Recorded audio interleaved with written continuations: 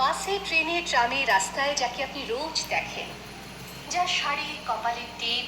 কানের দুল আর পায়ের গোড়ালি আপনি রোজ দেখেন, আর আরো অনেক কিছু দেখতে পাবার স্বপ্ন দেখেন, স্বপ্নে যাকে ইচ্ছে মতন দেখেন, আমি সেই মেয়ে। বিহারের প্রত্যন্ত গ্রামে দিনের আলোয় যার ছায়া মাড়ানো আপনার ধর্মে নিষিদ্ধ, আর রাতের গভীরে যাকে বস্তি থেকে তুলে আনতে পাইক বরকন্দাজ পাঠান আপনি,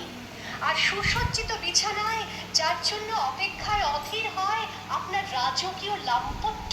আমি সেই মেয়ে। আমি সেই মেয়ে। আসামের চা বাগানের ঝুপড়ি কামিন বস্তি থেকে যাকে আপনি নিয়ে যেতে চান সাহেবী বাংলোয় মধ্যরাতে, ফায়ার প্লেসের ঝলসে ওঠা আলোয় মোদির চোখে দেখতে চান যার অনাবৃত শরীর, আমি সেই মেয়ে। রাজস্থানের শুকনো উঠোন থেকে পিপাসার জল আনতে যাকে আপনি পাঠিয়ে দেন 10 মাইল দূরের সরকারি ইদারায়, আর 20 মাইল হেঁটে ক্লান্ত বিধ্বস্ত যে রমণী খরা কাখে ঘরে ফিরলেই যাকে বসিয়ে দেন চুলার আগুনের সামনে আপনার রুটি বানাতে, আমি সেই মেয়ে। আমি সেই মেয়ে যাকে নিয়ে আপনি মগ্ন হতে চান গঙ্গার ধারে, কিংবা ভিক্টোরিয়ার সবুজে, কিংবা সিনেমা হলের নীল অন্ধকারে, যার চোখে আপনি এঁকে দিতে চান ছোট স্বপ্নের কাজল, আর ফুরিয়ে যাওয়া সিগারেটের প্যাকেটের মতো যাকে পথের দুপাশে ছুঁড়ে ফেলে আপনার ফুল সাজানো গাড়ি শুভ বিবাহ সুসম্পন্ন করতে ছুটে যায় শহরের পথে।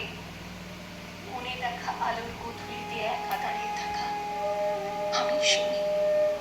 আমি সেই মেয়ে, এমনকি দেবতাও যাকে ক্ষমা করেন না, অহংকার আর শক্তির দম্ভে যার গর্ভে রেখে যান কুমারীর অপমান,